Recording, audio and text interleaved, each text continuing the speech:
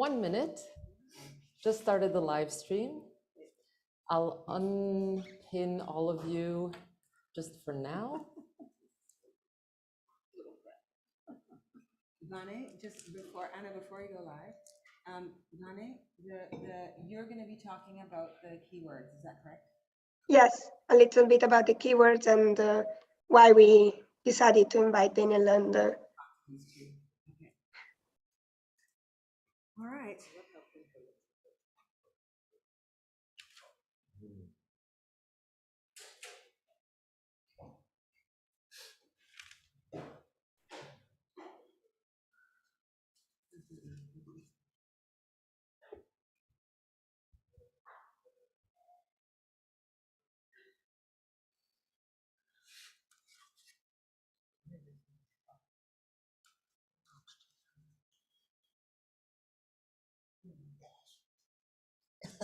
All right, hello, bonjour, bienvenue tout le monde. On behalf of all of us here behind the scenes at Fourth Space, welcome in person or via Zoom to the ABCs of Dramaturgical Ecologies, this being the third event in a series organized by Concordia-based multi-disciplinary group of artists and researchers interested in the ecologies of dramaturgical processes. We are coming to you live from Concordia University's Fourth Space, and at Fourth Space, we work to connect people to the initiatives, research projects, and dialogues that are happening across the university and with our partners outside of the university. So welcome all. And with that, I will pass it over to Angelique Wilkie, who's here in the space with us, to say a few words. Over to you, Angelique. Thanks, Anna. Welcome, everybody. And above all, thanks to the people who are in the room for being in the room, and for those on screen for being on screen. I'm going to start with a territorial acknowledgement. We would like to begin by acknowledging that Concordia University is located on unceded Indigenous lands. The Kanien'kehá:ka Nation is recognized as the custodians of the lands and waters on which we gather today. Tiohtià:ke, Montreal, is historically known as a gathering place for many First Nations. Today, it is home to a diverse population of Indigenous and other peoples. We respect the continued connections with the past, present, and future in our ongoing relationships with Indigenous and other peoples within the Montreal community. I'm starting with the land acknowledgement not only because it is protocol, but because I feel very strongly about the fact that even these conversations that we're having that stem from an interest in Blackness and dramaturgy are about a sense of place and a sense of belonging. And those, unfortunately, are not guaranteed for everyone. So I invite you all to just take a couple of seconds and sit with your own sense of place and your own sense of belonging.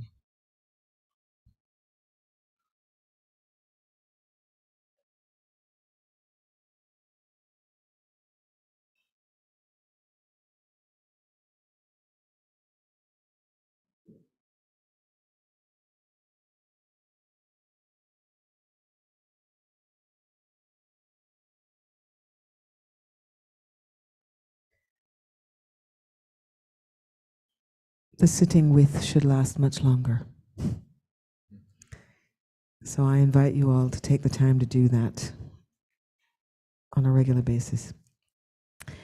Before I pass the mic over to Vanessa Montezi, who is going to be moderating this event, I'm going to welcome our two guests with great enthusiasm, Jamila Johnson-Small, who I can wave to on the screen, and Daniel McNeil, who is sitting right next to me happily. Dramaturgical Ecologies is a research project that I initiated, and that really has been focused initially, or was focused initially, on notions of an embodied dramaturgy and what that might be. What does the performer bring into the room? And as we have worked through our own experiences during the pandemic, the summer of 2020, my own experiences as performer and dramaturg, we've narrowed the focus down to really looking at Blackness and dramaturgy and the movement that exists between the two. We've even talked about Blackness as a dramaturgical praxis. And we have certainly thought about the multiplicities that exist, both in terms of Blackness and in terms of dramaturgy. And I'm thinking dramaturgy really in its expanded form. So it's not, I'm not limiting it to dance. I'm not limiting it to theatre. There are all kinds of dramaturgies that we live with all the time, as there are choreographies that we are living with all the time. And Blackness is a phenomenon that is perceived in many different ways, lived in many different ways. And what is most interesting for us in this context is really the resonance that is created between the two. As we have explored, we've thought about the need to find language, to find ways of articulating the movement that exists between those two poles, in a way, not necessarily poles of opposition, but just gravity points borrowed from Dana. And we've come up with what we're calling a vocabulando, again, the idea of a vocabulary, but a moving vocabulary. So there's nothing fixed about it, it's very fluid. And the key words that we have encountered, to not say discovered, encountered over the course of our research have informed the choices that we've made in terms of the guests, in terms of a series that invites two people from different perspectives to engage with notions, not with the intention of finding any kind of definition. There's no ontological objective to those either. Neither is there an epistemological objective. The encounter is in of itself a movement. And so the essential thing for this series is that we continue this notion of encounter in a way that is reflective, I think, of the lack of fixity that exists between the different gravity points that we're playing with. On that note, I could say a lot more, but we're not here to listen to me. So I'm going to pass the mic over to Vanessa Montezi, who is one of the research assistants and, for me, collaborators, researchers of this project. The other three are sitting next to me here. You'll encounter them later. And Vanessa's going to moderate. Vane, over to you. Hi, everyone, and thank you for being here. My name is Vanessa, as Angelique just said, and I'm a doctoral candidate at the University of Lisbon, and very happily, a collaborator of Dramaturgical Ecologies. Today, I have the honor to moderate this conversation between Daniel McNeil and Seraphine 1369, which is going to revolve around the keywords friction and opacity, and in their relation to our conceptual pillars, which are Blackness and dramaturgy. So in keeping with the keyword opacity, we decided to swerve from traditional bias, and instead I will tell you why we decided to invite Daniel and Seraphine 1369, also known as Jamila Johnson-Small, to talk and to reflect and to question and share what they want around these words. Both Daniel and Jamila have lived and worked in the UK, amongst other contexts, and they have moved from a formal training at the London Contemporary Dance School for Jamila and at Oxford for Daniel to work that is very political, and experiencing different facets of their work, also in relation to different environments. Both Daniel and Jamila produce work that is bold in that it confronts the silence with which oftentimes, deeply ingrained problems, such as racism and sexism, are treated. Here I'm thinking of Daniel's book, Sex and Race in the Black Atlantic from 2012, or Jamila's project, with Alexandria Emsley. Also Daniel's forthcoming book, Thinking While Black, which will come out this year. Their work produced friction rather than abiding by an aesthetic of the smooth. The term opacity comes to mind when thinking of Jamila's work and the way she moves. They move between different pseudonyms and media, blurring the boundaries between different art forms, using dance, performance, film, text to create affective atmospheres whereas Daniel's analysis of the way the concept of multiculturalism is employed to assimilate or to silence possible cultural frictions by governmental structures makes one think about Glissant's call for the route to opacity. Finally, they both engage with the concept of the archive, Jamila in their formulation of the body as an archive and oracle, and Daniel through the creation of a living archive of anti-racist practices. And perhaps I will ask you to share something more about this later on. Before delving into this conversation, I would also like to acknowledge my positionality as a white, South European, precarious female scholar. I believe it is important to do so, not so much for the sake of labeling alone, because I believe that we always experience ourselves in different positionalities according to the context and the geographies that we inhabit, but for two main reasons. The first is that this project, as Angelique reminded, departs from the idea that the body is not a neutral canvas. Performers' bodies are not neutral canvas. They carry within themselves their embodied histories, or as we like to call them, the embodied dramaturgy, thinking about the potential that embodied histories can have for performance making. And these histories inform the way one thinks, one produces work, one creates meaning. The second is that also I acknowledge the friction and the discomfort that talking about Blackness from a white positionality may entail or provoke. And I want to honor the fact that sometimes friction and discomfort are necessary parts of dialogue. We may be talking about experiences that I didn't live, but they matter to me as well. I also wanted to mention that we are Zooming from 3 different countries, so I apologize in advance for any technical inconvenience. And I also want to apologize for my absence of voice tonight. Part of this conversation will also be about sharing silence and nonverbal modes of communication. Thanks God. So I invite everyone to take part in it and to think about our relation with silence when we are among other people. So without further ado, I would like to start the conversation by asking Daniel and Jamila to position yourself and your work to tell us something about what are the ideas, the questions, the movement, the rhythms, the images that populate your work right now. What are your driving interests in this moment? And how do they relate, if they do, to the concepts of Blackness, to dramaturgy, to opacity and friction? And I will leave you the floor.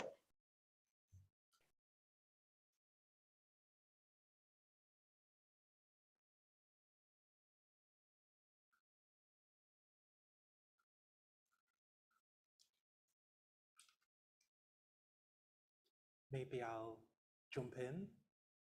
Jamila, would you like to think through where you're coming from with Blackness? Because it's such an expansive question. I mean, one way to begin is just with gratitude and thanks for opening up these spaces for reflection around productive tension, reflection around how we situate ourselves as scholars, activists, creatives. So maybe my initial response to that question is just to think about how I approach Blackness by learning and thinking with Steve Biko, the South African activist and intellectual, who invited us to think about Black consciousness not as a pigmentation, or not solely as a matter of pigmentation, but as a way of thinking about how we challenge neocolonialism wherever it may be in the world. So that notion of Blackness as a political identity was foundational for me growing up in the UK in the 1980s, 1990s. Certainly in the early 1980s, where Blackness was a political term that referred to people from Asian, African, and Caribbean diasporas. And to think that through in relation to performance. When I grew up, I remember looking at Biko's face on the front cover of I Write What I Like. And it's surrounded by what looks like a halo. Right? There's this notion of, well, Biko as a martyr, but Biko as a way of helping us to think about liberation theology. And the other kind of icon that I gravitated towards was Marvin Gaye.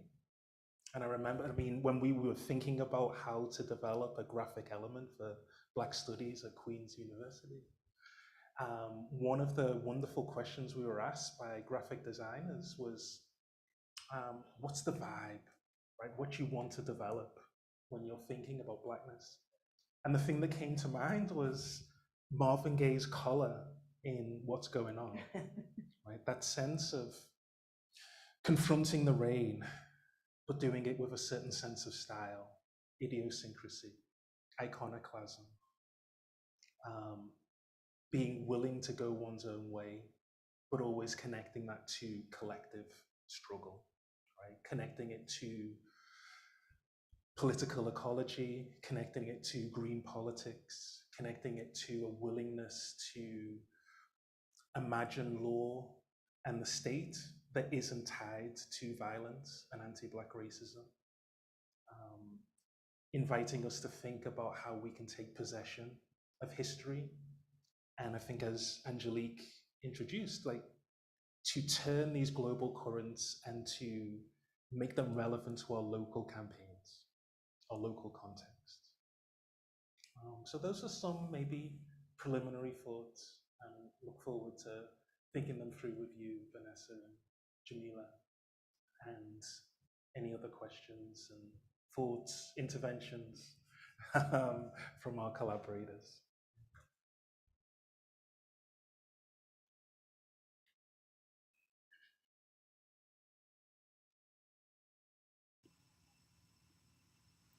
I guess I'm supposed to speak now.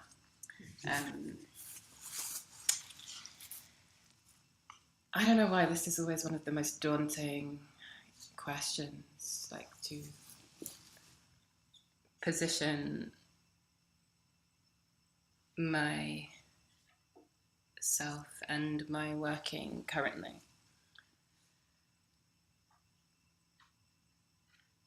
And maybe, because right now I'm something of a hermit. I'm quite busy trying to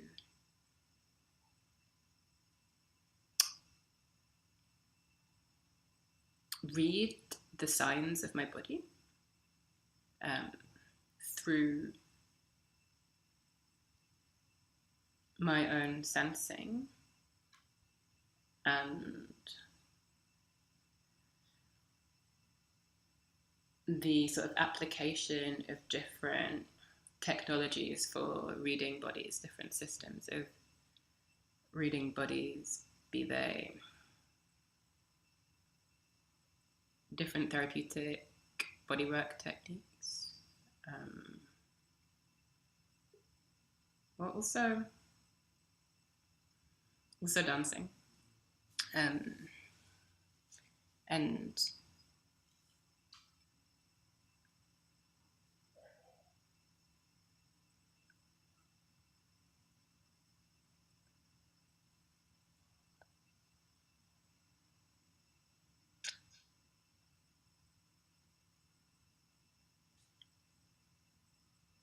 I guess this map of self, of this body, which is not only a map of self, but a map of context, is forming. And I suppose it's always forming. But I don't have an overview right now. And maybe I'm not necessarily seeking one, more zooming in and zooming out. So there are fragments, like busy with fragments. Yeah, because Vanessa, you said the movements, the questions, the images.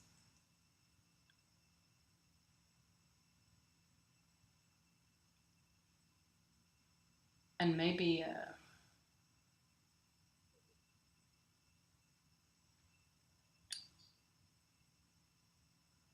what I can say, but I also don't want to say, is the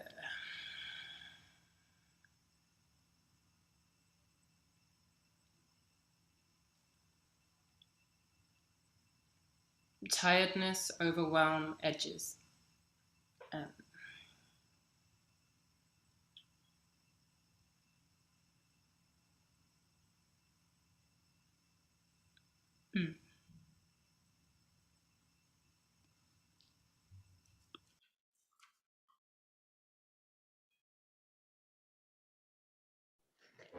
I hear you talking about fragments of a map of the body, a map that is fragmented, or maybe different parts that come to make meaning together. And I hear what Daniel is saying about Blackness as a political identity, but also about like how can we take possession of history.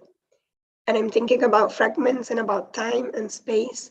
So I'm interested in two things. The first one to ask would be, we are trying to develop this concept of the embodied dramaturgy, of how do I take what I'm living, what are the inscriptions that are already in my body, but also what I'm really living, thinking, going through, and make that material that I can use in performance or in scholarly work. How do your embodied dramaturgies, seen in this way as a potential, come to play, come to have a role in your work? I'm wondering whether there is an embodied dramaturgy of the scholar. And I'm also thinking with this idea of history and of fragments. A lot of your recent work, Jamila, is about different the experience of different temporalities. So, for example, I'm thinking about the work Something Flat, Something Cosmic, Something Endless. Heavy-handed, we crash the moment. Amazing title.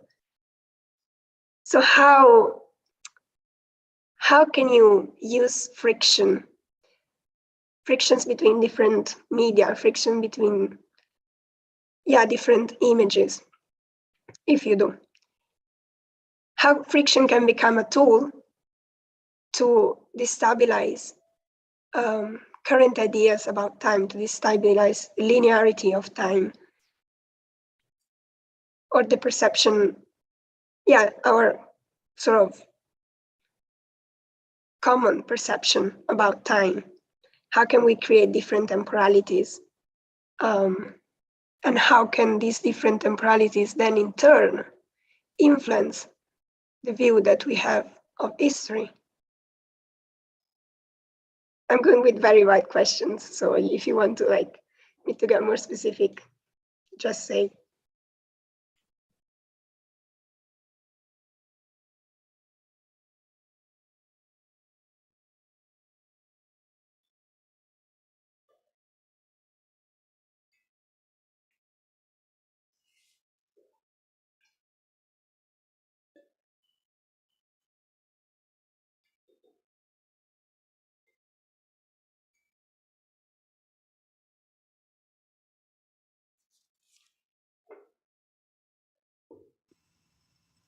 I'm not very fast. Do you want to speak, Daniel, or me take the time?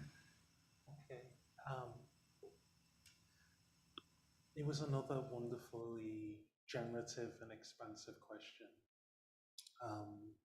Some of the things that I heard in the question were speaking to the idea of how we might connect friction to productive tensions, and also how we can think about the anxiety, the concern with which many policy analysts, politicians may approach friction, right? So one part of my work that I've been interested in, particularly in a Canadian context, is to think about multiculturalism as a governmental strategy.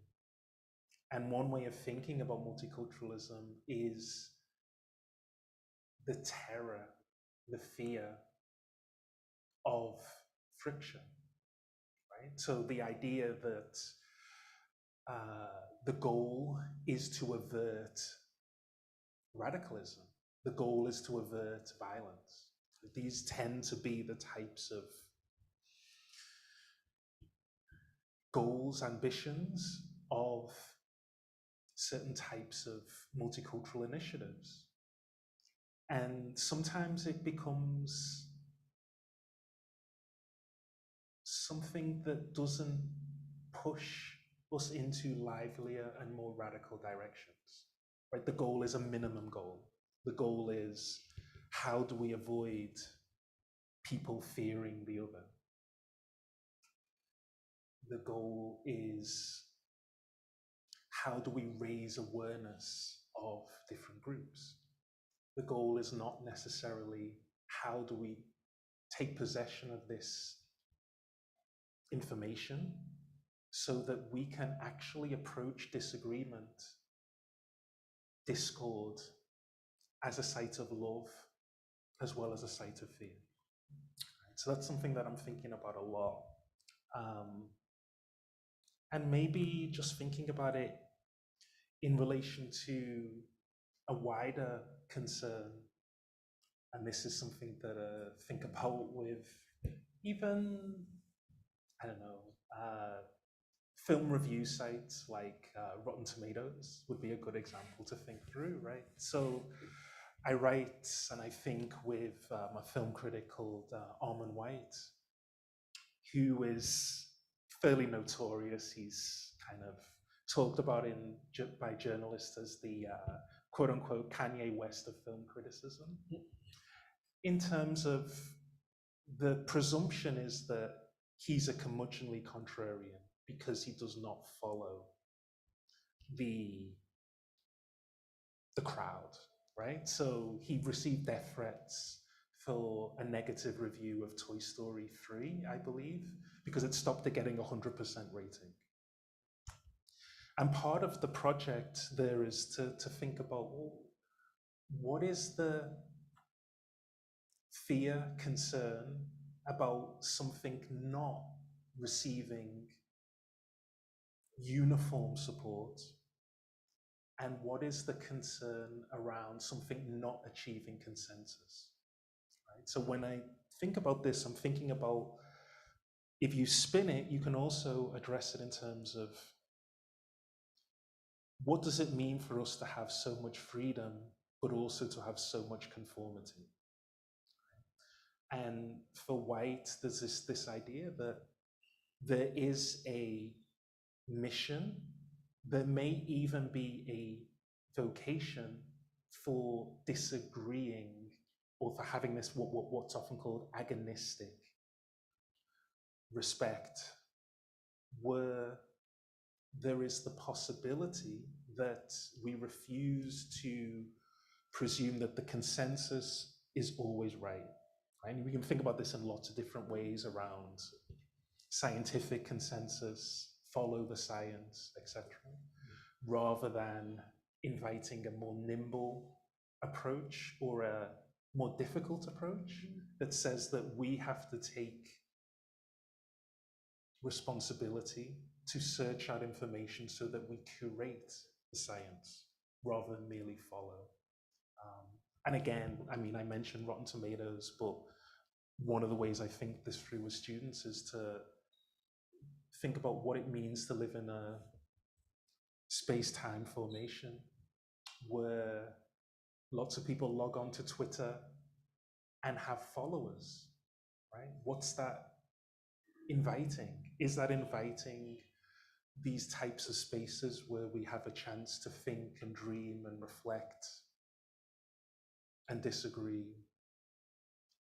courteously, or is it imagining a situation where we protect what's ours, we amplify what's ours, and we strategically plot to advance what we presume is the position that we will end up with, right? So part of what I was really excited about this conversation is to think about, well, where we started is not necessarily where we're going to end up.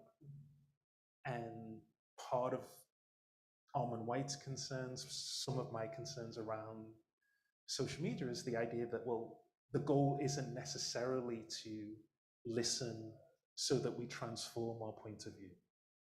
The goal is to reach people who share or appear to share our positions so that we protect, advance, defend. And even thinking about those metaphors is quite interesting, to think about the metaphors we live by. So the other thing that students are always interested in is, you know, why do we use metaphors of war and militarism to describe political debates, right? Jordan Peterson knocks out his opponent, destroys X, Y, and Z. Why don't we use the metaphor of dance, right? To think about how we collaborate with each other to think and dream and imagine what it is to go in search of the Black Fantastic, to use Richard Eiton, a wonderful Montreal-born intellectual. And some of that is also about displacing or undercutting certain forms of expertise. Right? So another kind of thought from your question, Vanessa, is also this idea that if there is a climate of defending and protecting, there's also this climate of saying, here's a credentialed expert. How do we fall in line to advance their position, to defend their position, rather than thinking about how do we enter into a conversation as imperfect humans in which we advance ideas not to prove ourselves, not to say that this is the only way to be, but to say that these are ideas that we wish to think through.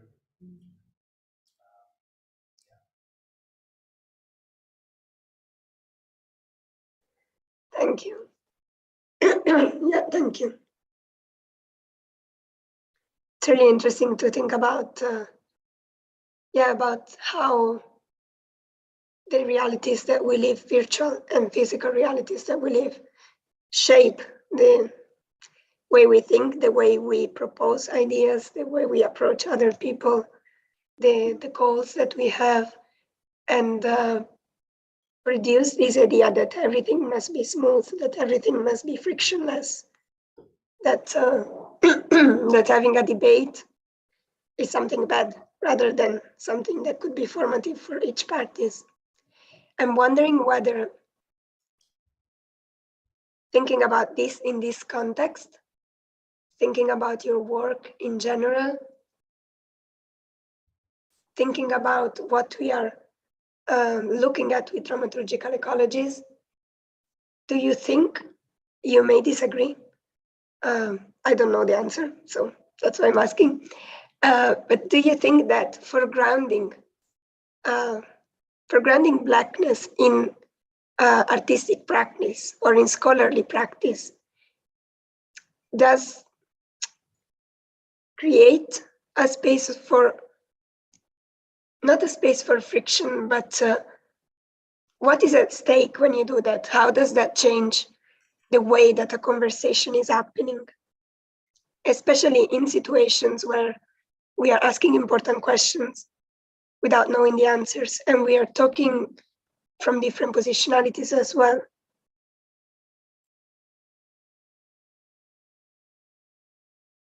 Does it have a potential to shift the conversation, to avoid agreeing at all costs?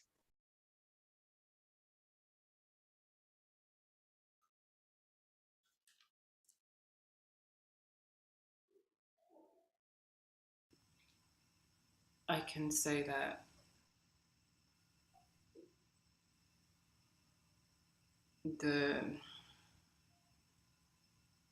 for me, it can be the opposite experience of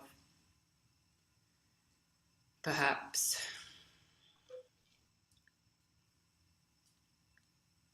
a pressure to agree, a pressure to hold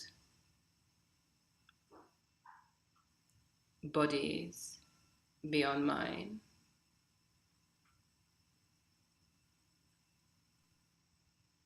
Pressure, responsibility, questions around that.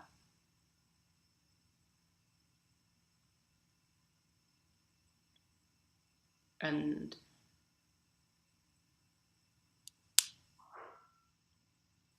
in different times and different periods of my practice, or like appearing in public, sharing my work or my thinking,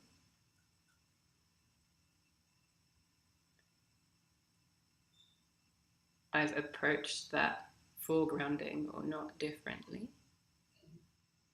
For a while, for some years, my artist name was Last Year's Interesting Negro, and that was some strategy for, placing this in the conversation, but not necessarily as the center of the conversation, but as the opener, as the, here we go, and then there's a continuation in that sentence. And for some time, in some ways,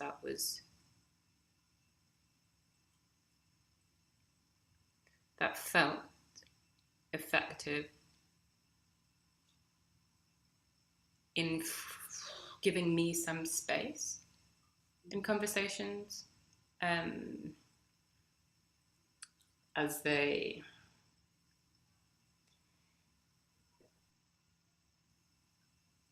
may explicitly like touch on ideas of identity, or like try to steer from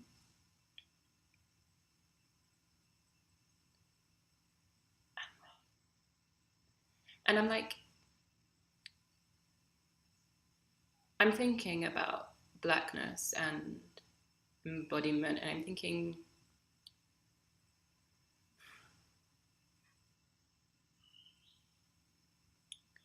or I am trying to locate in my body, like feel right now my Blackness, right? I'm like, okay, can I sense this thing? Can I touch it, feel it, locate it within me right now?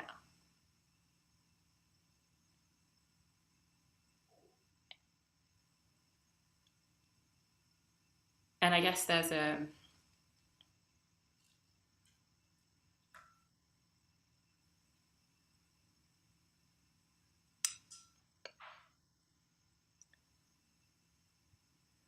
what can I say?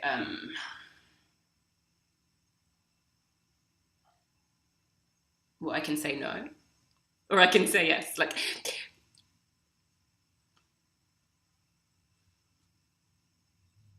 And both are true.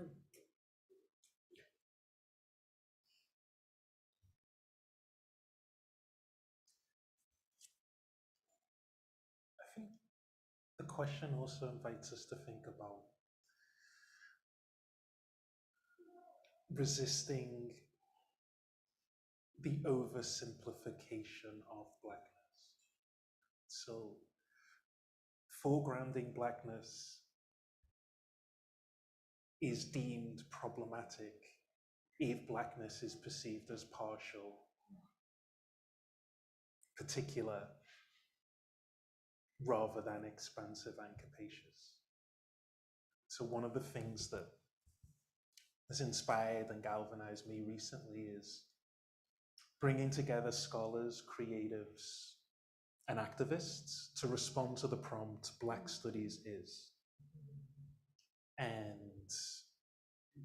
there are poets, there are artists, there are academics who use that invitation to bring reality into focus, to address the world with dreadful objectivity, but also to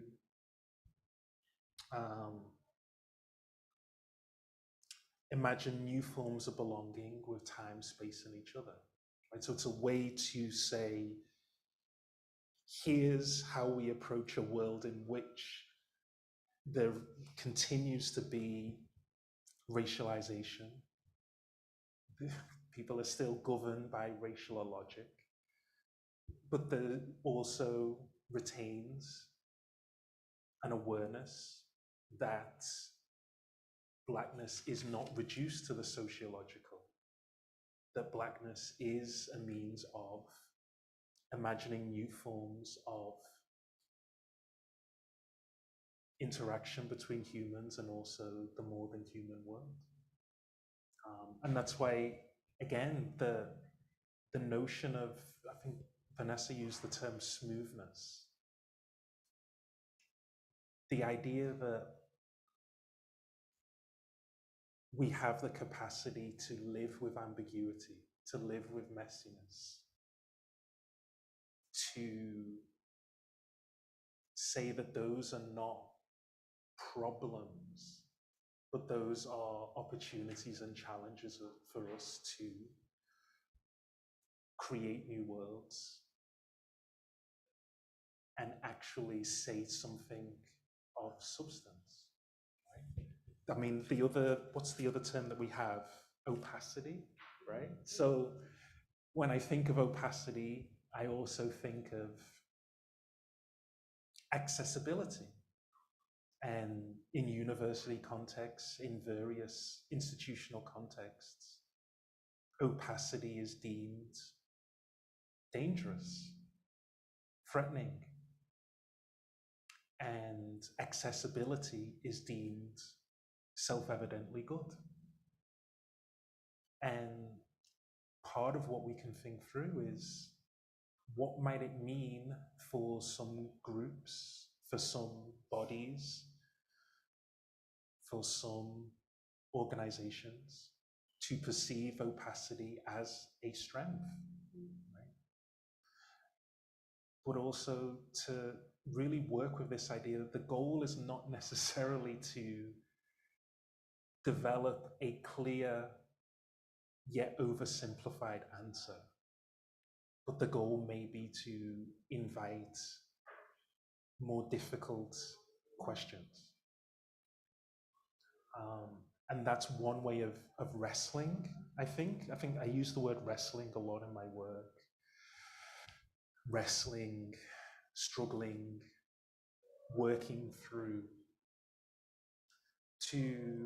and I guess that's a method, but that's also an approach whereby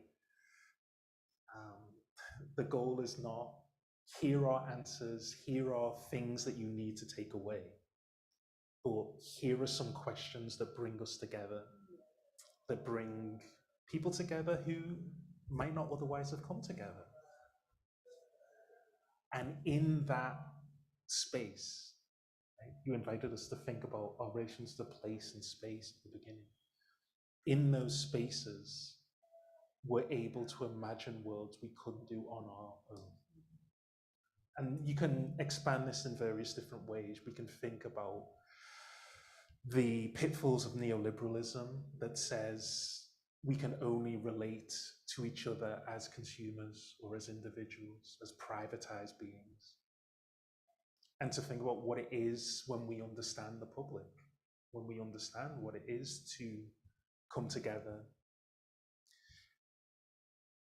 not in a vague sense, right? So I think we can extrapolate some things, but in a sense that we have shared projects, shared questions that animate, drive the conversation, and help us to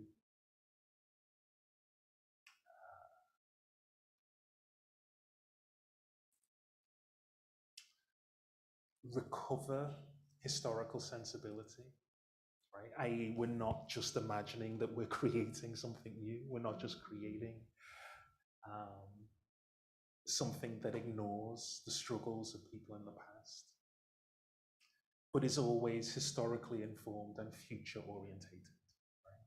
Forward looking, that we have a sense that what we're doing may not necessarily resonate with the audiences now, right? So when we talk about who are we writing for, who are we dancing for, our ideal audiences may not exist yet.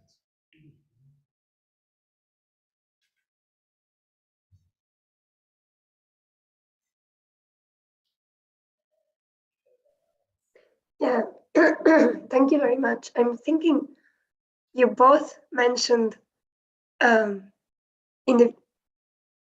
you both mentioned the idea of ambiguity, of things being not necessarily clear, of things that are clear being a reduction, and sometimes, yeah, reducing your work or reducing what one is. And I'm thinking about thinking with what I'm doing. I can see this in, like, for example, I'm translating the book of a book of poetry by a Brazilian writer who's a woman, who's Black, who's from the favelas of Sao Paulo. And she writes about that, but she also writes about love.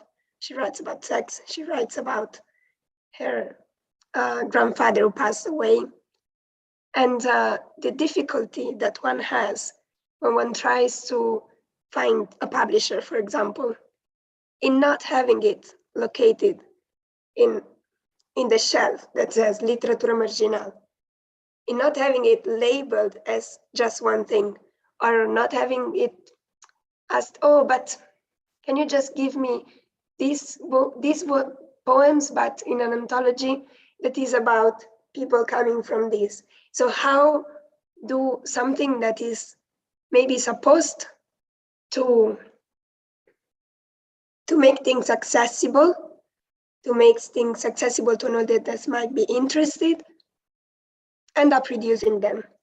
And here the word opacity comes, which I think is really interesting in English Sand's formulation, in his idea that the right to opacity, the right not to be so easily explainable, not something that can be explained in its totality to other people, something that is not always easy to grasp, even to yourself, even you can be opaque to yourself, not having to completely explain or understand. And I'm thinking about how can opacity be harnessed when we are writing scholarly papers, when we are creating a performance, in a way that also kind of tries to escape it being labeled as opaque, maybe, or it being, in a way that wears labels. And what could you see, for example, Daniel, as the relation between opacity and multiculturalism? Is there a way in which multiculturalism can help opacity or not? Or are they like opposite? How can we relate opacity with the idea of the body as an archive, as an oracle, as an opaque, maybe, oracle, something that isn't completely clear? So this would be my question. Again, wide question, I'm sorry.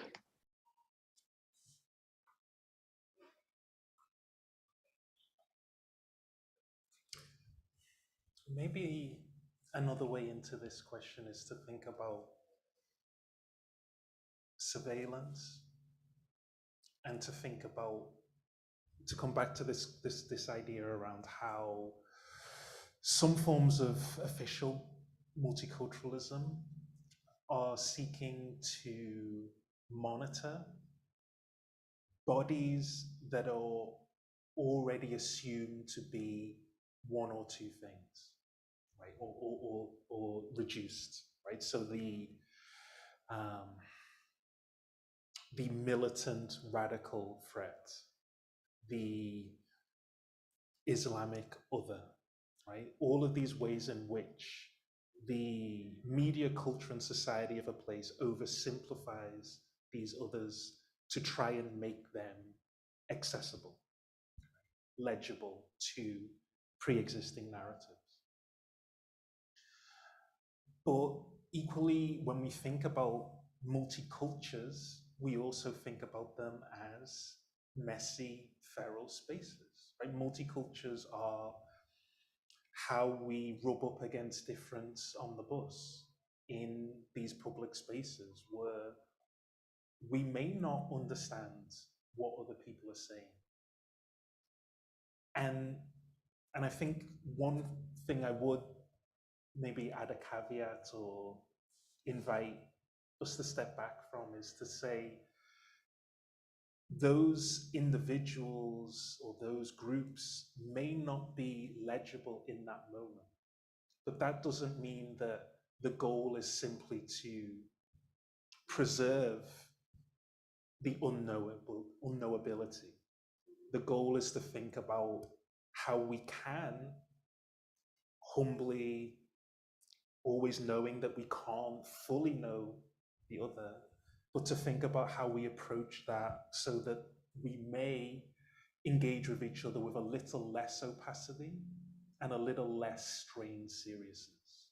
Right? And by strained seriousness, I mean part of what I recoil against when I talked about expertise earlier is the idea that to know the other, to present oneself as serious, one needs to be or perform the idea of a dull expert, right? So part of what I think about a lot in my work is to be serious is to also be playful, right? So there's a wonderful film critic who inspired Armand White, who I write about, called Pauline Kael.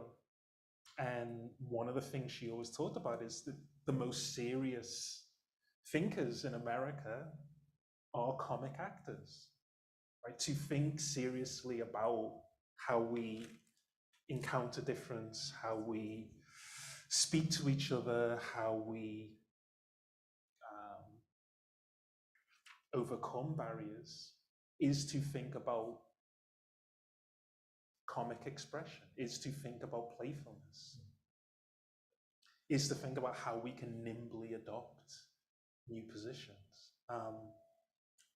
And that goes hand in hand with careful listening, and also the refusal to say, I have the answers, I know you already, right? Or I know the caricature of you that is circulated in the media, and you are now inauthentic when you fail to live up to that, when you fail to perform that. And so, yeah, so instead of using terms like, I always, there's this wonderful phrase, hermeneutics of suspicion, right? So I'm always a little worried when I hear accessibility. And I tend to use phrases like lucidity, legibility, what is audible, what is visible, when we think about modernity and coloniality. And certainly to worry, and also just to flip things, right? So a lot of times, it is accessible for a lot of people to talk about the developing world, to talk about the third world. And part of a radical project is to say, how do we make legible terms like the overdeveloped world, right? Why don't we talk about ourselves as overdeveloped? And inserting those terms in may not be, this is why I wanted to bring up that idea of our audiences may not exist yet, right? As much as we do the work to communicate with our existing space-time formation, we also have to imagine how we pursue difficulty now in order to carve out space for subsequent generations.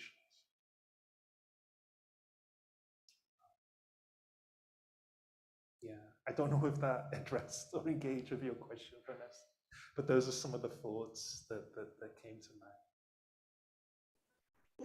It does, and it brings an amazing idea of, this idea of playfulness, of the expert not having to be serious as we intend seriousness to be, of play, which could be serious. Makes me think about what you wrote in your articles, in the way you treated important scholarly figures, looking at their work in music, looking at works that is playful, and others that inform seriousness as well. Yeah, so thank you.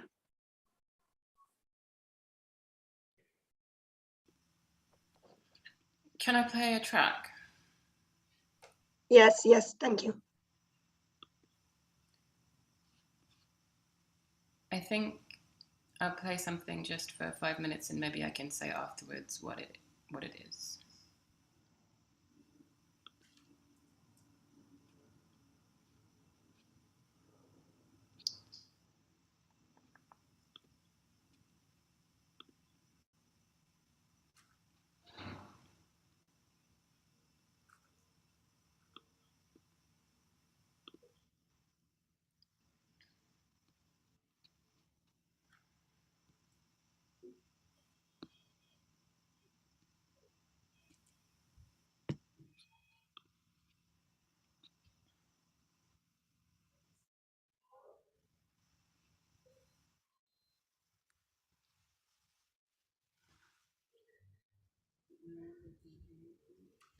Jamila, sorry, we're not hearing the sound.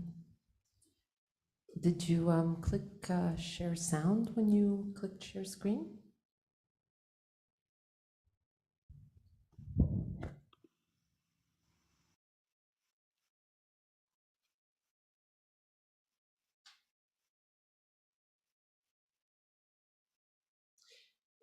If you want to stop the screen share.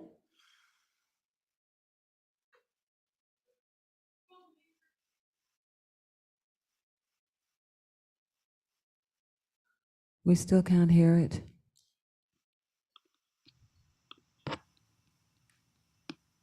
When you go to screen share, there's a little box on the left-hand side. I've clicked it. Okay. Let me try again. Thank you. And otherwise we can play it from here, I think.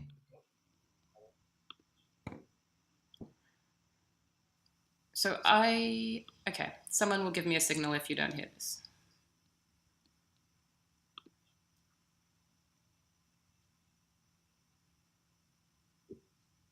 Still not hearing anything. Should we play it from here? Is this the file that we received by Dropbox? No.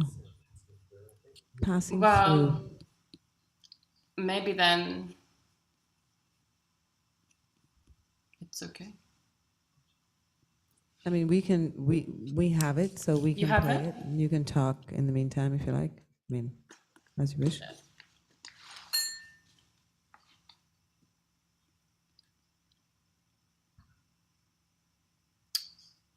I guess I wanted to play something because I didn't want to talk. I felt a need to feel other space. Many things are coming, like it's moving very quickly for me, many words and an awareness of the different spaces in which those words are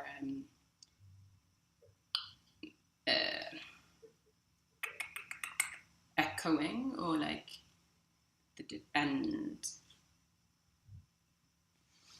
please don't feel obliged to talk.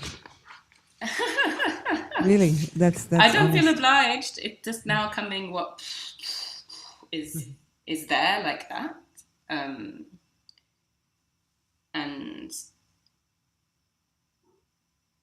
I'm trying to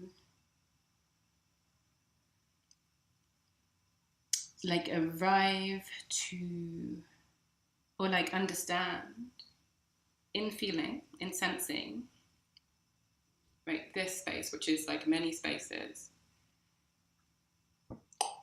and we like connect through these virtual means. I don't know, like I'm thinking a lot about difficulty in relation, well, like friction and difficulty, smoothness and ease, and labor and the labor of bodies. And this line that someone wrote in a project of mine, I had asked people to write instructions for the re-performance of Yvonne Rayner's Trio A, with the idea that this is one of the whitest dances that ever was, and could I dance it, and if so, how? And people took that invitation in many different directions, but one line has been coming up for me now. Someone wrote, which is just, there is no rest. And I think about this line often, and I'm thinking about it in this conversation around smoothness and agreement, and how do we deal with friction, how do we open up spaces for being with and allowing complexity. And the labor of that, the confrontation of that. And then this line, there is no rest, like how bodies, you know, we can sometimes say that sleep is to rest, but that's a very busy working process for a body. And I sometimes wonder, well, no, I don't sometimes wonder, I wonder, or I don't know if I believe that there is any rest in this life. And what does that, I'm wondering, thinking about what that is as a position in this conversation around what does it mean to, or like how can we be with complexity, with the not knowing or not seeking to know something in its entirety, or holding that might not be possible. And I guess, like I said in the beginning, this always, I'm taking all these questions or all these things into my body,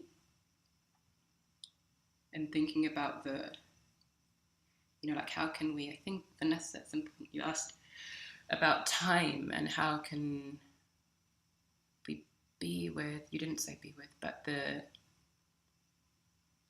wrote it. Something about linearity. How can we invite other experiences of different temporalities, I think. And I was thinking that this is something that lives very presently in bodies.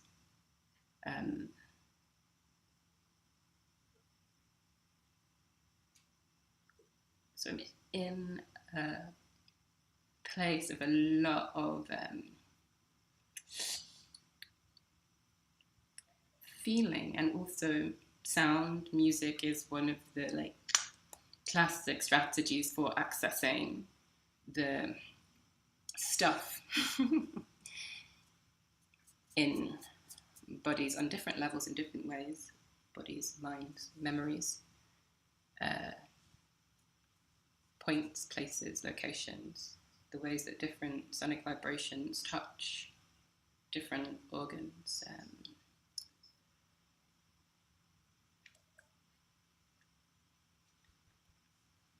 So yeah, why I wanted to play something. And I see a link has gone. Yeah, I'm stopping talking. I can. It just, as long as it's the right link. I just want to confirm that. We have it here if you want us to press Go. Yeah, passing through. That's the one, huh? Yeah.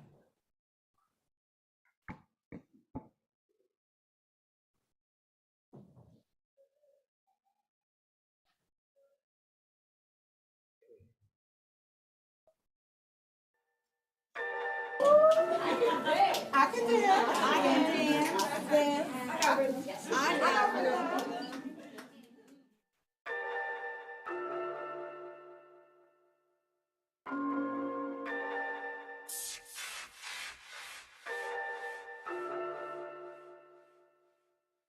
White people. Oh.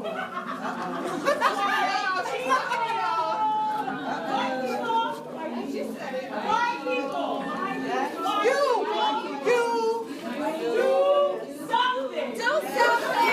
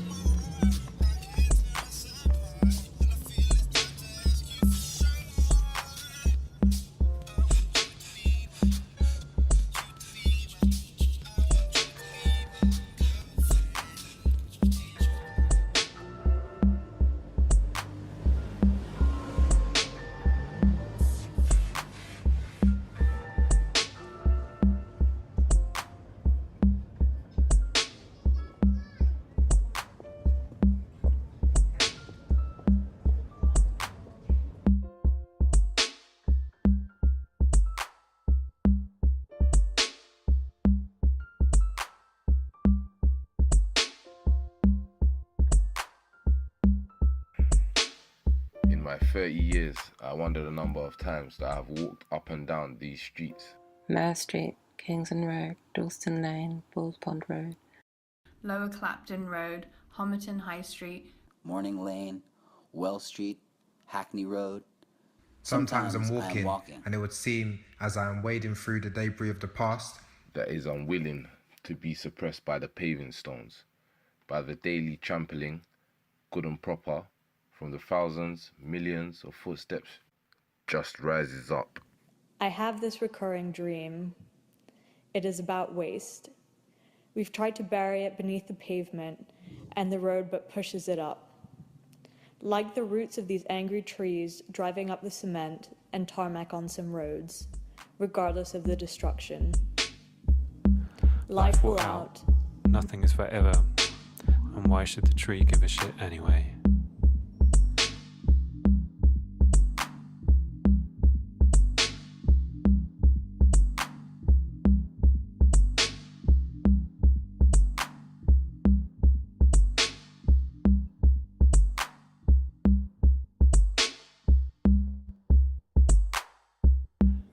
Anyway, the rubbish pushes up, expanding the cracks in the street on which I am walking. Initially, I'm like bobbing up and down as I walk. Buoyed by the masses of waste emerging from what I pretend on a daily basis is the ground. I keep walking, colours rising. Soon I will be drowning. Would you rather drown or burn?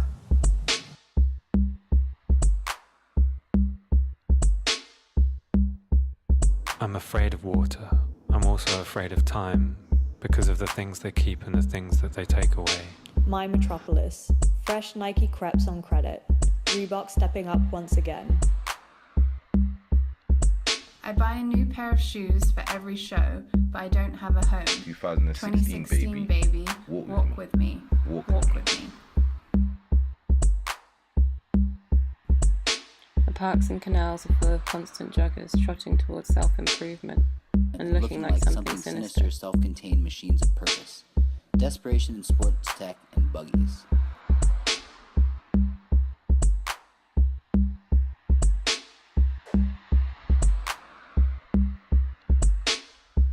Coherence is stifling me. I've tried not to spend all day reacting. People so loaded up with signs they look like code. Between 1 and 0, there really isn't much nuance.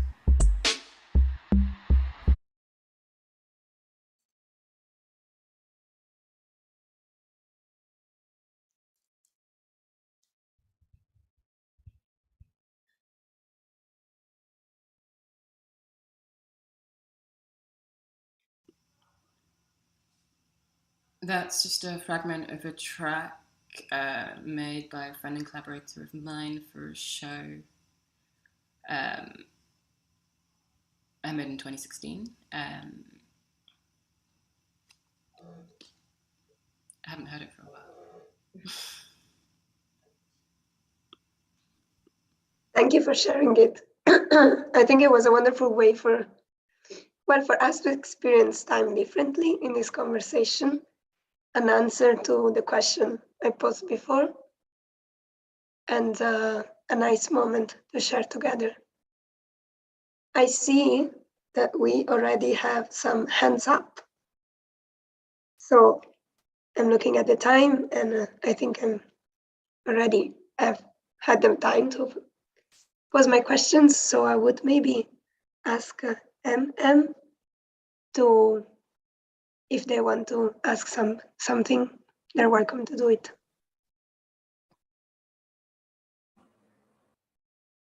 Hi, can you hear me?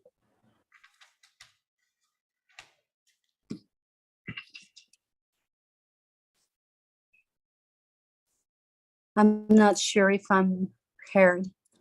Yes, we can hear you, no problem. Can you hear us? Thank you. Okay. Yes, thanks. Go ahead.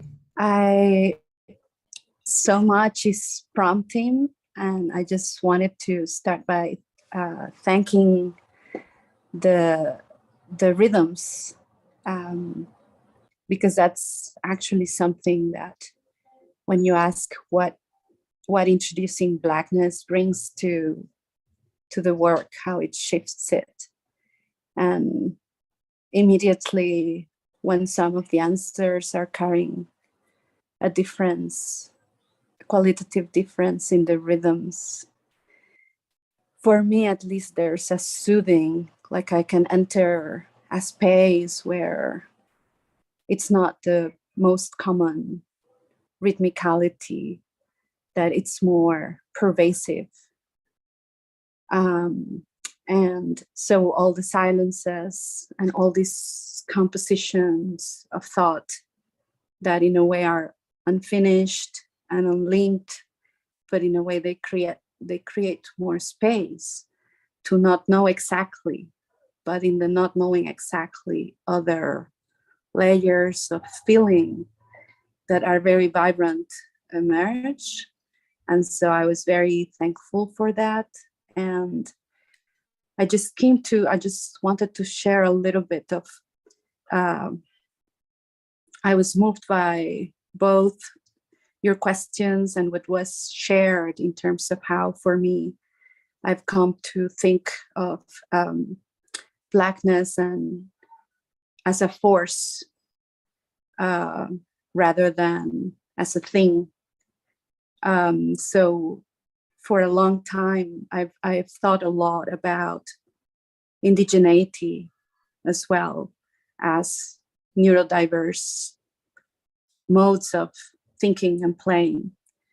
And there's this moment when I was in the theater dancing for a choreographer, a very structured movement, very recognizable kind of movement piece in that era it's like all the dance pieces look the same. And I was dancing one of those, and suddenly I felt really bad. Like, what am I, like, I feel this movement is up on my shoulders, but I don't feel I'm moving. I'm just representing something.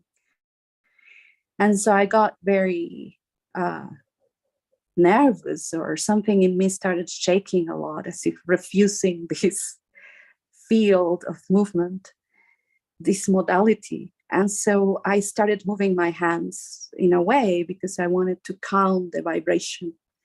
And after some hours, I started feeling other forces of movement. And I remember that my body started moving, and I was so happy because I felt this is a movement that I've never felt before.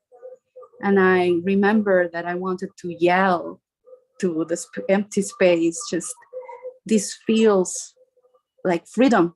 I can finally move. I found movement. And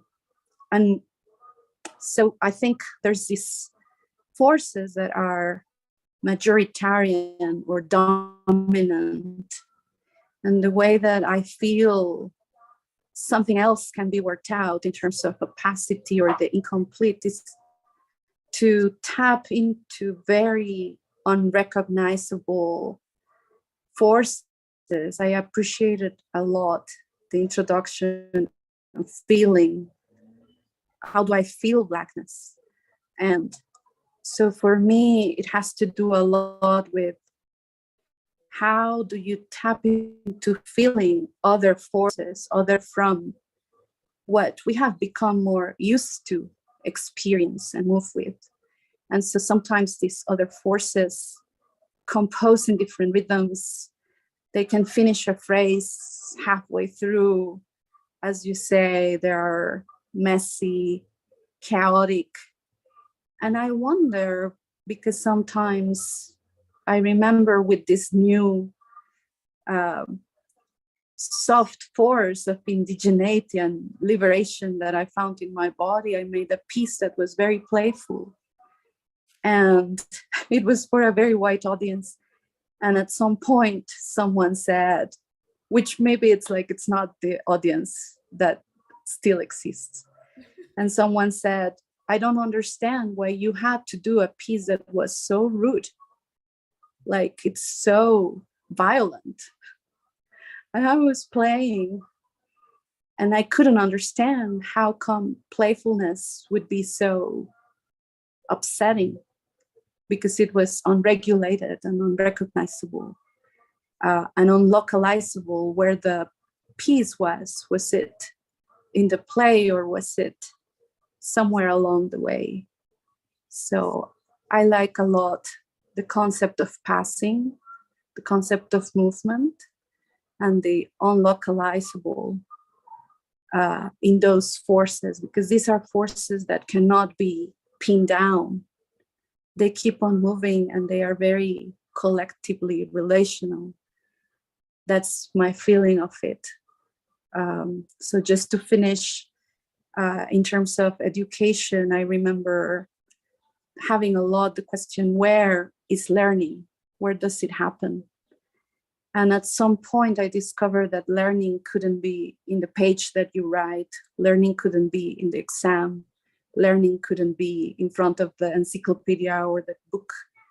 That really learning happened in passages.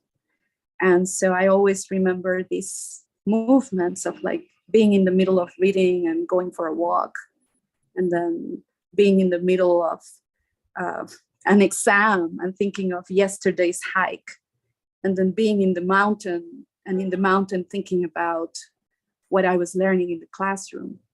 And so that kind of complex diagrammaticality of a relational, more complex movement made more sense for, this is where learning is. It is nowhere. It's non-localizable. It's in the movement, it's in the step, it's in the transposition from classroom to mountain, from book to garden. So I think all of those things have come more together with thinking an intersection of Blackness and indigeneity and neurodiversity in terms of glutinous force that's very, very almost like a whisper. And so you have to shush. I really like that you were, okay, I need to play this track. In a way, you have to shush the regularity of what we have become used to in order to listen to other, maybe not low voices or low forces, but just lower in the sense that we are not used to them, so they are less legible. So I think that's what I wanted to share in terms of the diagram that unfolded and exploded in relation to questions and words and silences. So thank you.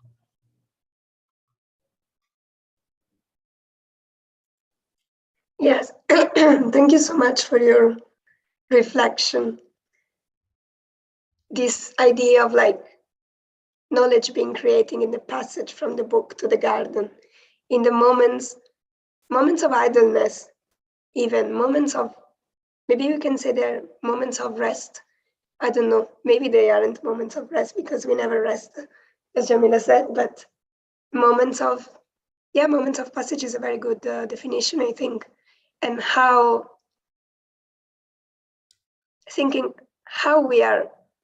we relate to them and how much space, how much time do we give to them? How do the technologies that we use allow them or not? Certainly working from the computer doesn't help the movement from the book to the garden because you can enter a conversation and another in the space of a second. And allowing these moments to emerge by sharing a song, by sharing a music, something that makes us think otherwise because there's a different rhythm to it, there's a different movement to it, makes us go to another place. It's really beautiful.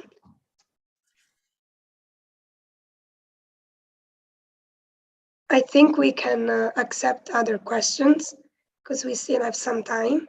So I invite everybody of you who has a question to just raise your hand.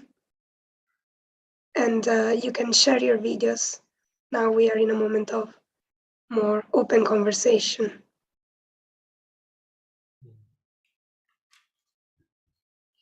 I don't know if there's also the possibility, Jamila or Daniel, if you have any comments on or reflections on the basis of what Mayra was saying, you can also, of course, offer those.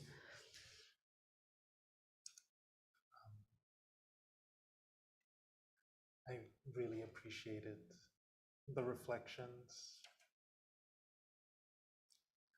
I really heard that comment around what we may understand as play, an audience conditioned or accustomed to other forms of comportment can interpret it as an assault. Right? And I thought about that a lot in my work in terms of how sometimes using irony can be seen as a violent act to people who presume that irony, metaphor, is a threat, is dangerous, because it can't be controlled, because it can't be domesticated in the same way. There were so many things that I wrote down in terms of the comment speaking to structures of feeling, speaking to that which is intangible, but also speaking and sharing and thinking with Toni Morrison's description of Black art, where in conversation with Paul Gilroy, she talked about Black art as something that slaps and embraces. This idea that it never gives the full number, that it invites us in, but it also jolts us into new ways of addressing what is there and sitting with that discomfort. For me, again, these reflections, these comments are not to say its opacity or its accessibility, but more to help us to think about how we can address complexity with control. That's often what is helpful for me, or inspires me to do the work. I mean, the terms used earlier were labor, but to do the creative work of translation, of thinking about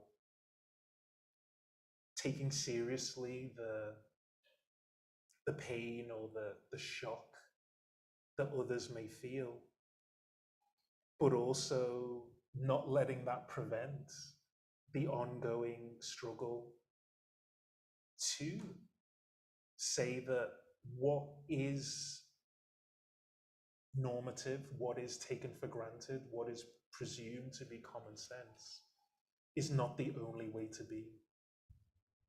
And maybe also just to speak to the power of shared listening as well. I think I've been reflecting a lot on Jamila's early comment around a self-identity as what it is to be a hermit, or what it is to approach things as a hermit. And thinking about that in conversation with so much of the joy of Black music is in experiencing that in collective settings, right? So when we think about how we listen to music, do we listen to music in a privatized manner?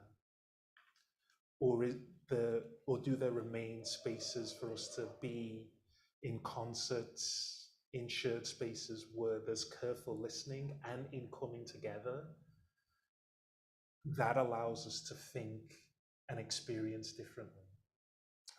I think of this again, like my new book is placing cultural critics in conversation, and one of the cultural critics I'm thinking with is Paul Gilroy, and he makes the comment that when he was asked what works of art had moved our liberties forward, he reflects and says one of the pieces of art was listening to Bob Marley in a pub on the Fulham Road, right? So it's not just the experience of listening to Bob Marley, it's the experience of listening to him with others, right? And also sharing that time and space. And I think appreciating that shared space is always contested. That shared space is always an acknowledgement that the audiences are refracted by social identities of race, of gender, of class, but that there are approaches, there are strategies, there are forms of work and labor that allow us to think about translation across those social identities as well.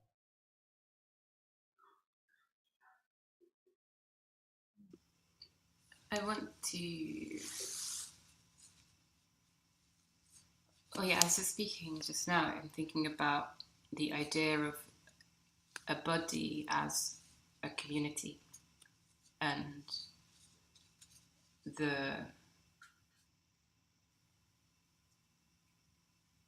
multiples there, the multiple systems, the holding of memory, the always being in context and in relation, whether those are present in that moment or the things that are present, physically present in that moment, or the things that are forming us through the ways in which we hold. and are shaped by our memories of encounter. And then those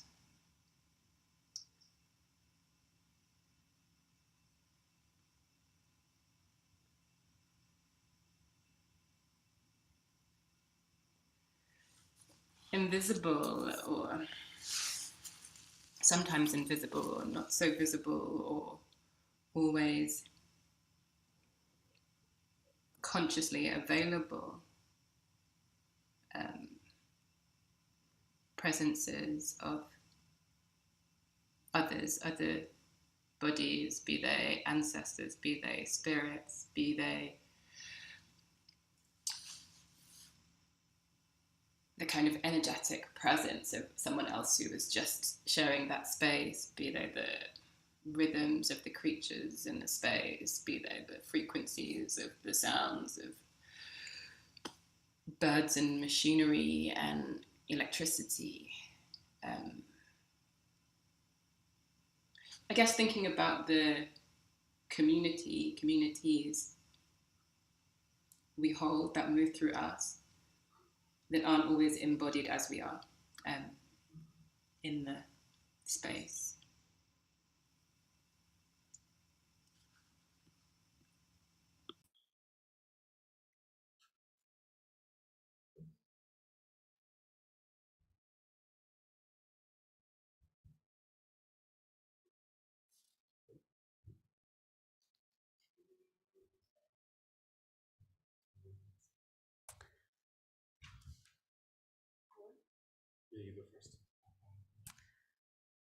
I'm sitting with, I just asked Matthew, one of the Dramaturgical Ecologies collaborators, if he had any question. He said, there's so many things. You go first. And I kind of have the same response. So many things, somebody else go first. But I realize I'm sitting with many different elements of this conversation, this shared moment. I'd rather think of it as that, even, versus a conversation, so to speak. I'm thinking of listening to Bob Marley at Fulham Street, and I think, however far removed it is from that, this is a version of sitting with Bob Marley. Listening to Bob Marley on Fulham Street. That's what this is, this sitting together, and allowing whatever emerges to emerge. And I think of things, that you have both said, Jamila and Daniel, in different ways and pertaining to different things. But this idea of what resonates in the body, how we come to know things. It goes back a little bit to what Myra was talking about as well, of the unlocalizable. And that knowing potentially comes in the spaces, in the spaces. I don't even want to call them spaces in between, because I think in between suggests defined borders as well, and then something in between. And I don't even think the borders are defined. Yeah, but that's, some kind of, but it's the movement again. And I feel like this shared moment makes me think about the movement of space-time. To not call it silence, but how much is actually being communicated and shared in the time it takes to reflect, in the time it takes to formulate, how potent the incompleteness is, and how that resonates, for myself, how that resonates in my own body. The sense of possibility, in fact, rather than dis-ease that it generates. So I don't really, it's not a question, it's more, it's again, just contributing in a way through my own words to the shared moment.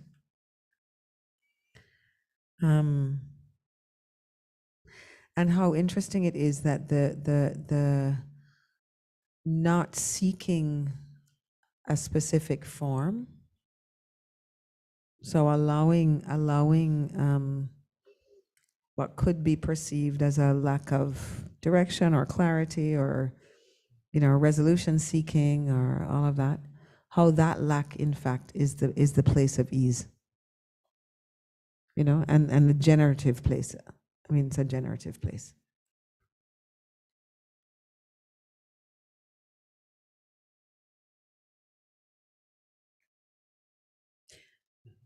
And I feel gratitude to both. That's not nothing. Yeah.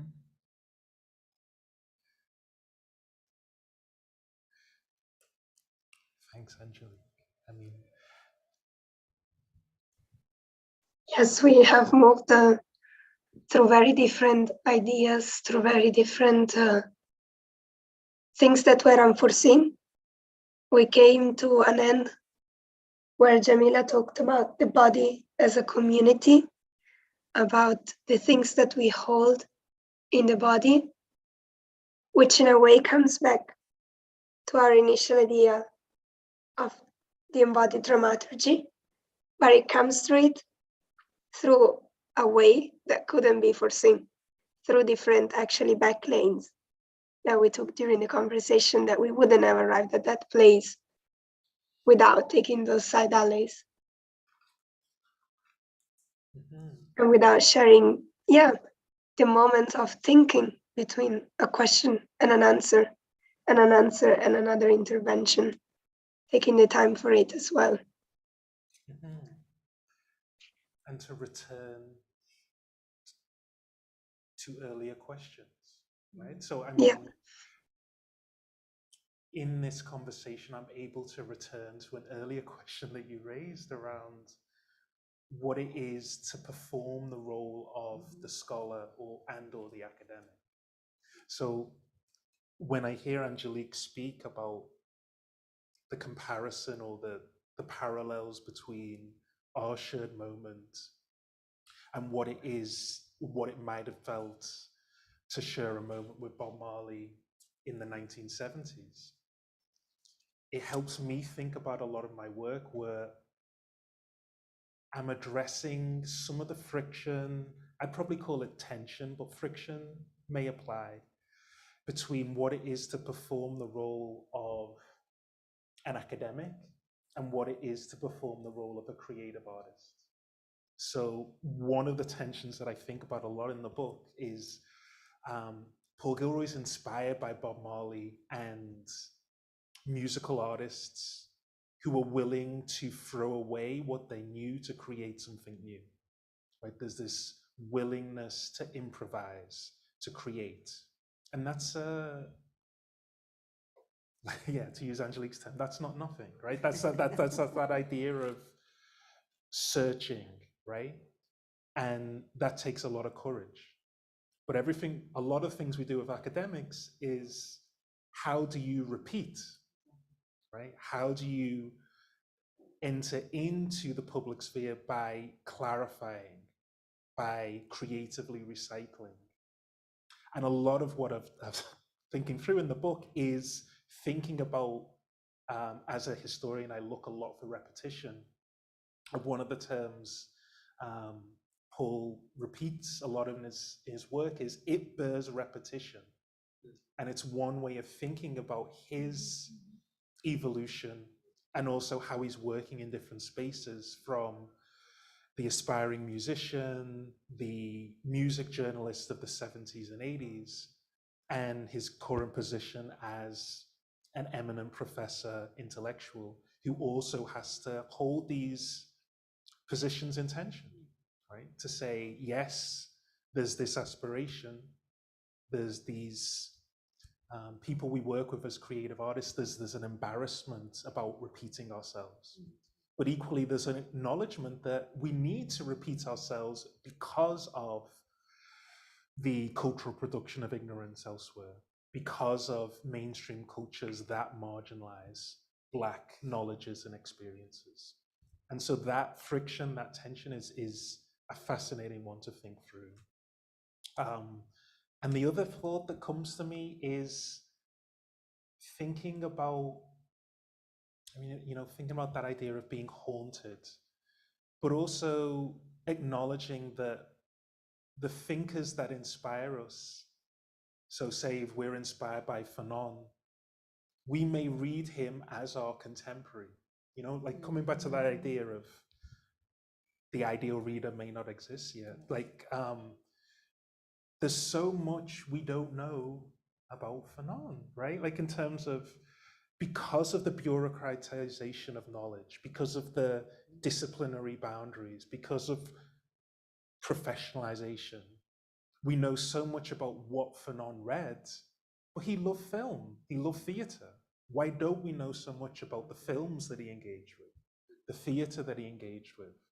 And that really speaks to the wonderful reflection. I can't quite remember it, but that idea of the learning that takes place from the Zoom to the garden, and that idea that these shared moments are, these moments of, they can be moments of creative artistry, but they can also be moments of learning, and how learning takes place when we're on the cricket field, when we're playing sport, when we're in dance recitals. And there's that idea that learning can never be contained within these disciplinary silos, within the seminar room. That if we're open, if we have that revolutionary power of curiosity, those sparks that we may not cite them, right? They may be, there, and other people have to try and piece them together. But they've provoked us, they've inspired us, sometimes at the same time, sometimes differently.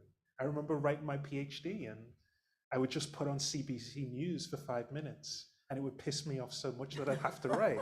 right? It was just that idea of, there's that sense, sometimes we're provoked into writing, but sometimes there's also that sense of to honor, to engage, to reflect on, the term used as ancestors, but also, our forebears, people who have struggled and opened up space, but also raise questions that we're still wrestling and grappling with.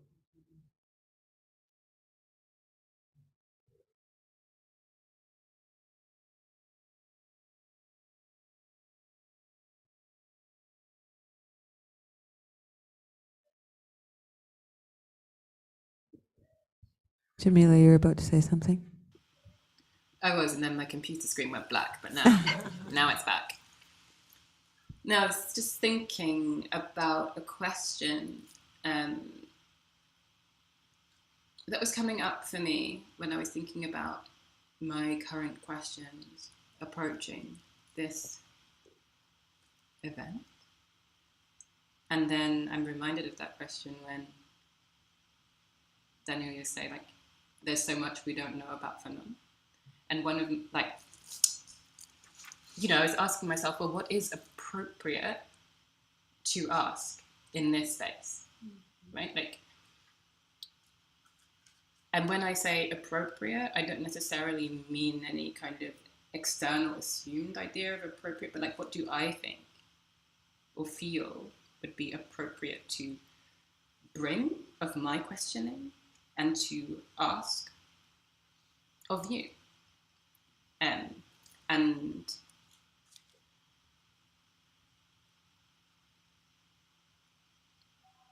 maybe like something about public life and boundaries, and what is that in relation to conversations around Blackness and embodiment, when there is also, when there are agendas around those words to do with making, taking, accessing, feeling more space. And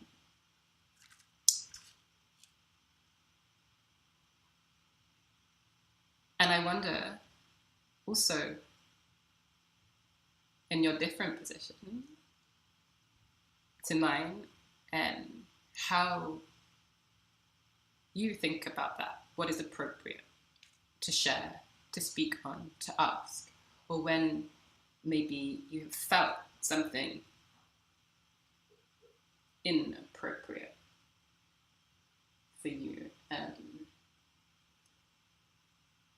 Yeah, I wonder about how you feel, think that.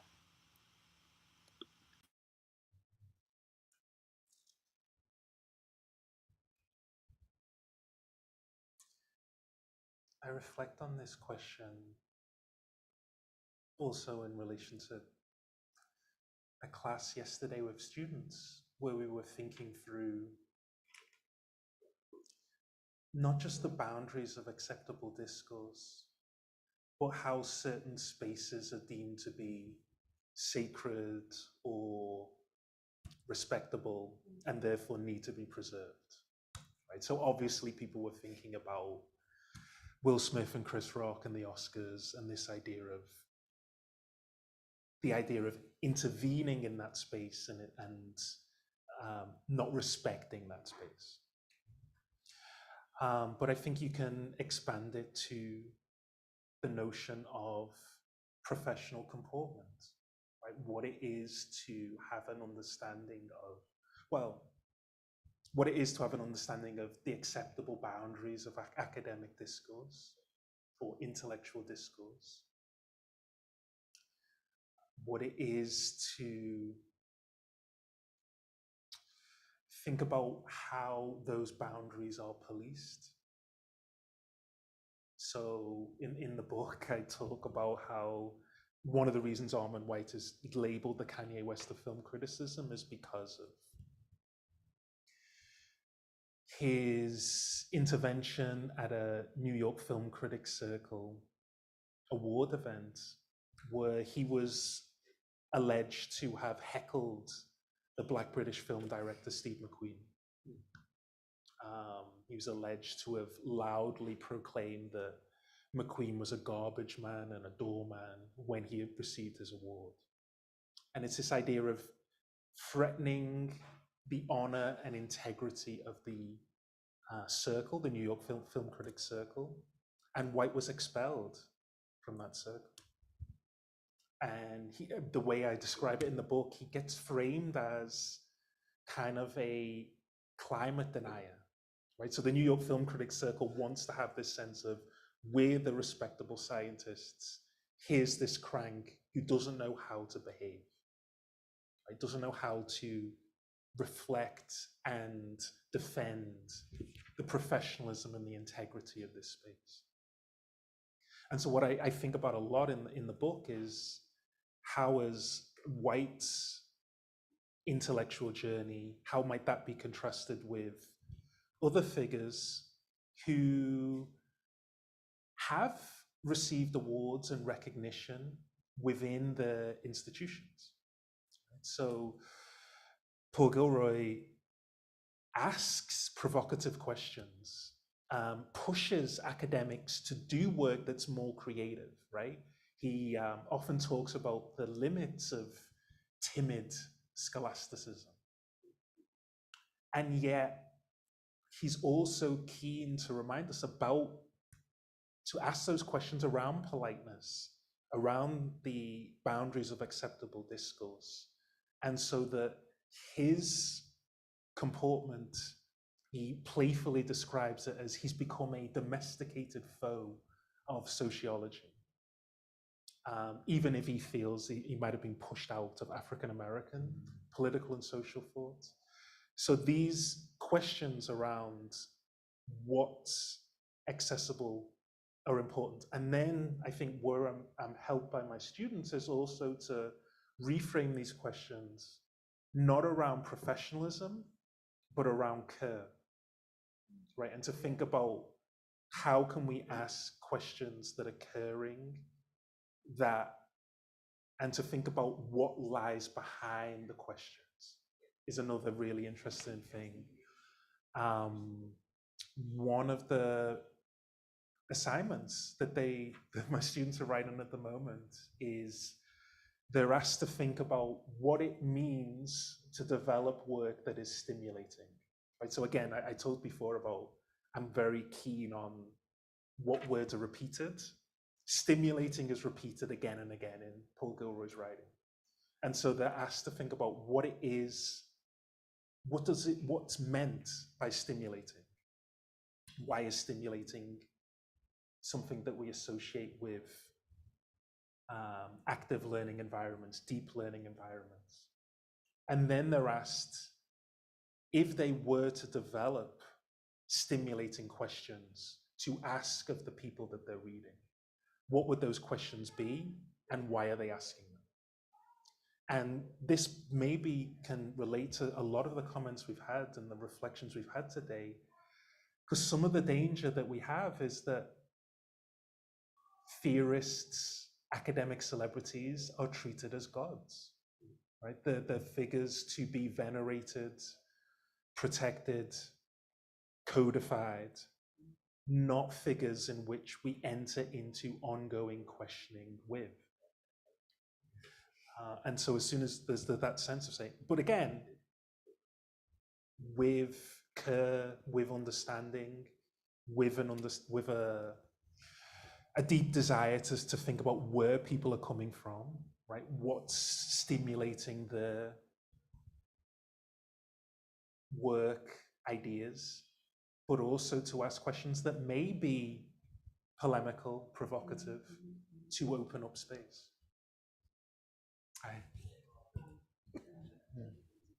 So we only have 10 minutes left and 2 hands raised. I may ask Erin to go first and then to ask your question again. And we see if we manage to combine answers. Did you say me first? Yes. Okay. Okay. Thank you, both of you. This has been very inspiring. I really love these conversations around appropriateness and how it led into care. And I've been thinking about this a lot myself, because I'm very interested in that kind of approaching lines of tension where it becomes very palpable, and often it stops these conversations that are so necessary. And I love, as I'm hearing you talk, I really feel like you're kind of describing a practice of like, kind of like a radical, humble curiosity or something about people, and like how you, I mean, we live in a time that's very reactive and cancel culture and things like that. And I think that this is where people start to, and I know myself, is like this kind of politeness. And so one of the questions, and this isn't meant to be answered necessarily, but maybe something to think about, or if you have an answer, I'd love to hear, but like in these moments of trying to define what is or is not care, I think I'm wondering who gets to define those boundaries. Like, how do we start to create these conditions that allow for that kind of humble curiosity, so that we can, I don't know. I think it's maybe it's one, maybe it's two. I don't know. It's just a question that made me think from this. I would maybe take also the question from and then we try to see if we can quickly answer. I think Jamila was just about to answer. No, you sorry, were describing. Jamila. No, it's okay. It was a water drinking moment. Cheers. Yeah, go ahead, Vanessa. Sorry. I was just asking to ask her question as well, so we can wrap up at the end. Yes, I think there was also another hand raised, but I will just try to say this very quickly because of time pressure. But just in these movements, I'm also moving with the question of how to feel Blackness in the body. And I remember this time when I was doing a piece and there was this comment of like, it's not, I don't see the Mexicanity in this piece and you're Mexican. So, and I remember I tried to do this thing as well. Like, where do I look it for? Like, is it inside my mouth? Is it in my hand? Where is it in terms of this non-localizable thing. And at some point, I came to understand that when I experience this other minor force that I grasped a little bit as indigeneity of Blackness as a force, differential from the normative or the most in place one. I also remember that in feeling that force, I could feel a lot of layers of diagrams coming together. I was thinking, what is this feeling? What is this movement that feels so free?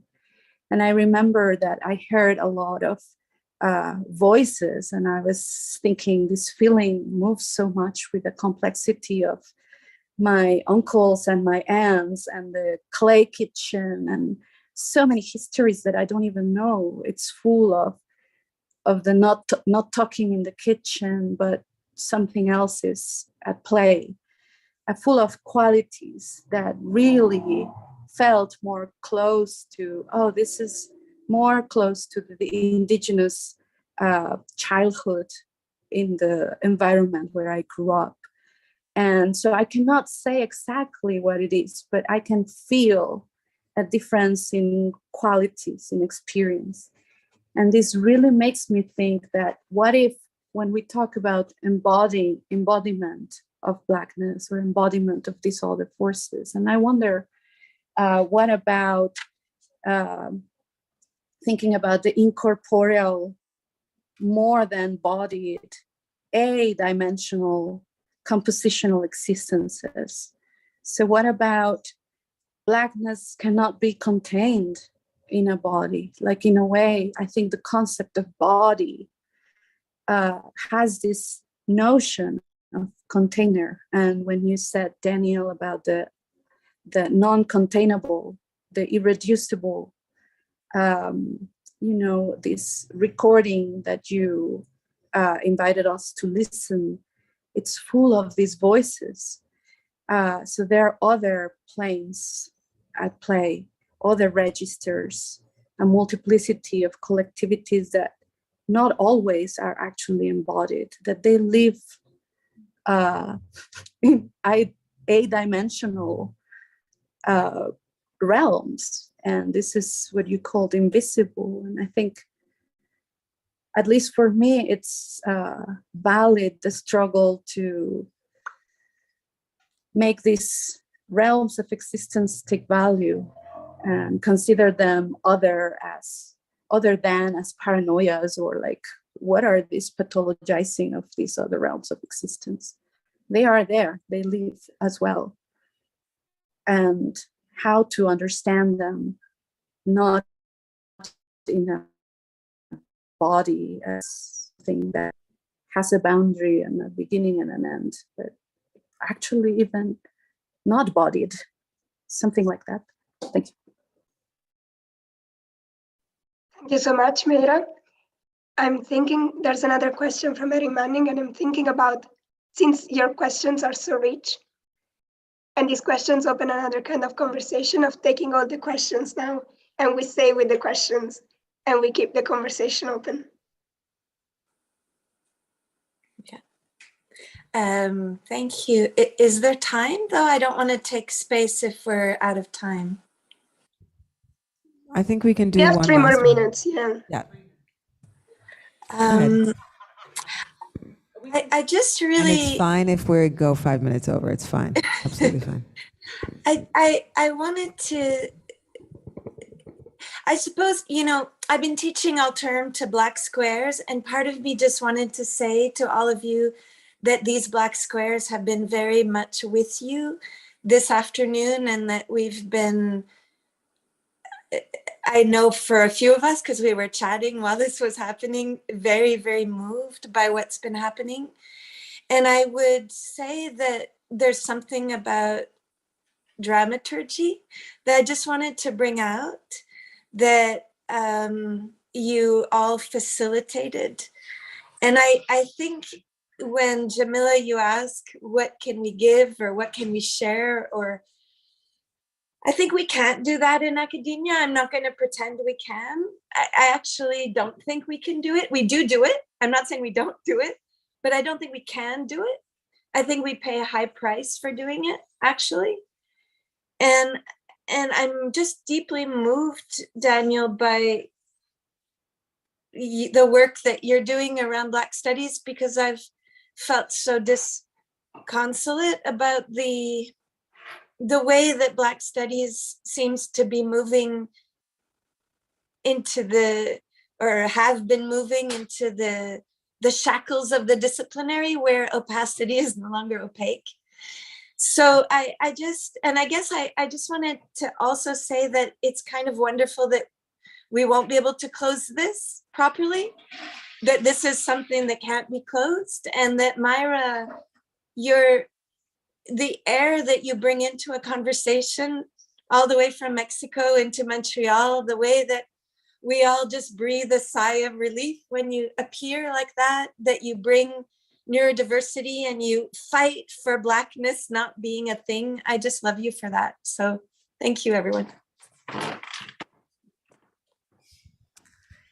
Thanks, Erin. There is so much more that could be shared. And like Erin just said, I think and it's something that we shared in our conversation, our preliminary conversations, Jamila and Daniel with Vanessa, that this is not a place of resolution, and that's precisely the point.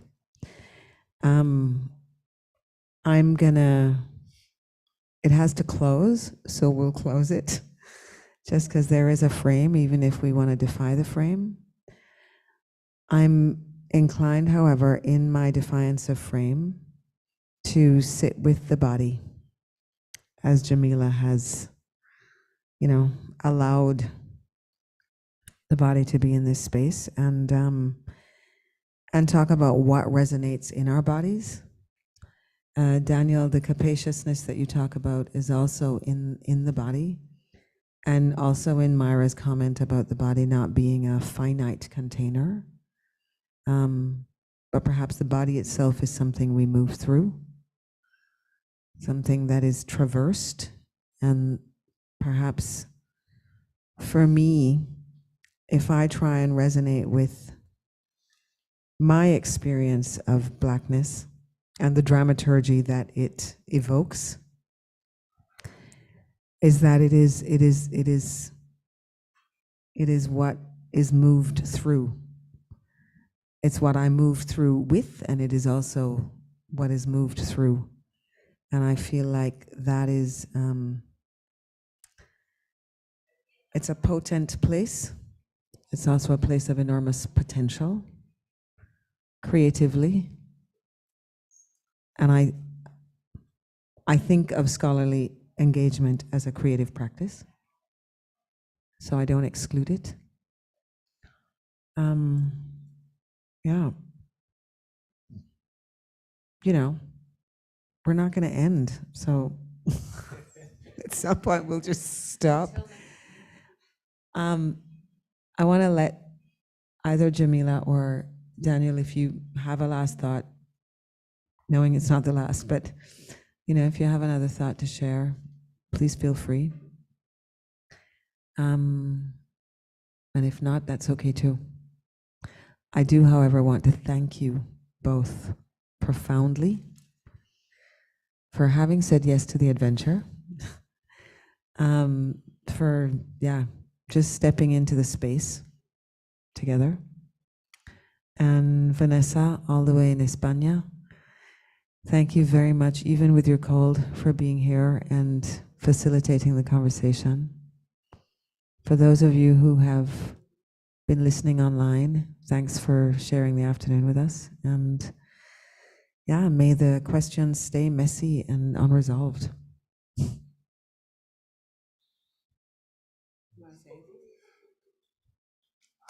Here's the moment. I thank you everyone.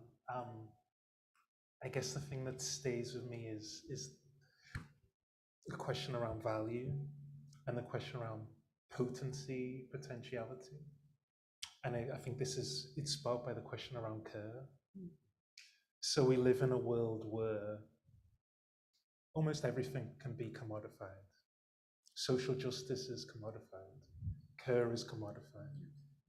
So when I think about these questions, I think about the value of addressing questions around power and addressing one way of thinking about Blackness as a resistance to the body being commodifiable because of histories of slavery, because of histories of reducing value to commodity exchange. And so what I consider so precious about the music that was shared today is the idea that that was so rich and outside of what could be considered a solitary act of purchasing it.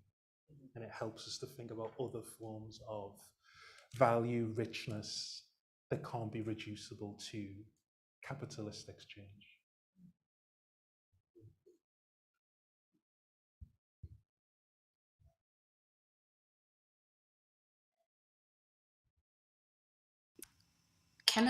I'm gonna put a little track in the chat. Do a track in the chat. And that's gonna be what I will be dancing to after sitting still for so long, which is not an easy thing for me. And maybe, I don't know, maybe someone else will do that. Thanks, Jamila. Thank you all. You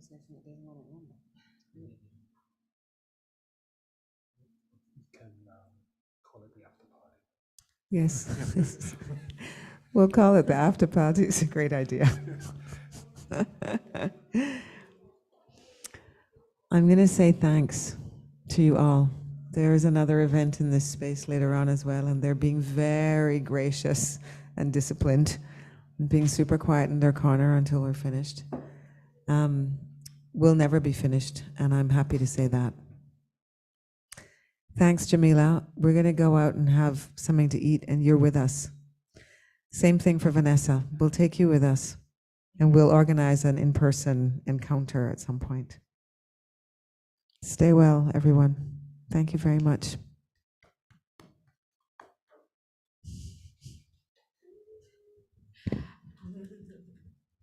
Right, folks.